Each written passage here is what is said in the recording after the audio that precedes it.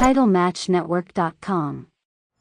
That thing with Terry Taylor and me, that was an embarrassment. I did it because Vince wanted me to, but I mean, he wasn't a top guy. He was never going to draw you money. He was just an underneath guy.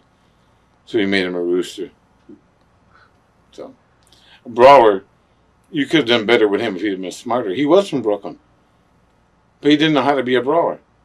I took him to Hershey Park Arena, had him way underneath the boilers and get dirty. He went outside and rubbed dirt on himself. I said, not that kind of dirt. You got to have building dirt. Right. You got to look like, he'd wash his shirt. Nobody washes your shirt. You're a brawler. So that's what I'm saying. Some guys are main event. Some guys aren't. Difference between a limo driver and a cab driver. What's that? Limo driver has a suit. It's the only difference. Getting back to Terry Taylor, do you think that Vince put him into that gimmick as a dig because he was booking for Bill Watts? Oh, I don't think Terry Taylor was ever a problem where anybody had to punish him for what he did. He was so minute; it was unbelievable. Right. I'm not a real fan of his. No, I don't like him. Any specific reasons, or? Yeah, he's not a truthful guy. He lied to me at WCW, and he lied to me. I don't trust people that don't lie to me.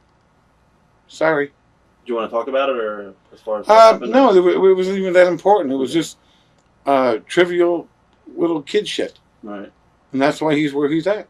Jake Roberts. Your thoughts on Jake? Jake Roberts was a tremendously talented man, but he had a lot of mental problems. He had a lot of emotional problems in his life. But interview-wise, when I was producing interviews, I could leave Jake in the room alone and do a week of interviews, him and DiBiase.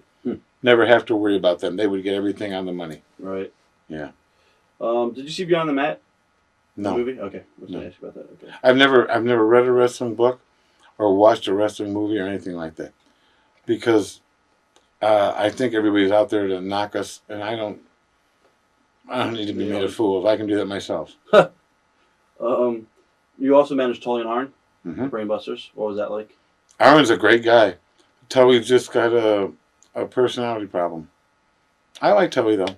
But I knew his dad real well. Joe and I were very good friends. Tully just... he had problems with people. He had a personality problem. That's okay. I was in broadcasting then, or I was with Andre, so I wasn't with Randy on the road with him. I'd heard stories that he kept her locked into a room so the guys wouldn't. Well, you have to do that sometimes because boys will be boys. But then again, you should know if you should maybe bring her around then. So I don't know. It never affected me or anything. I managed Randy's dad in the early 60s, Angelo Poffo. And he was a nice man. Randy's okay. Liz was just a very nice person and had a role to play.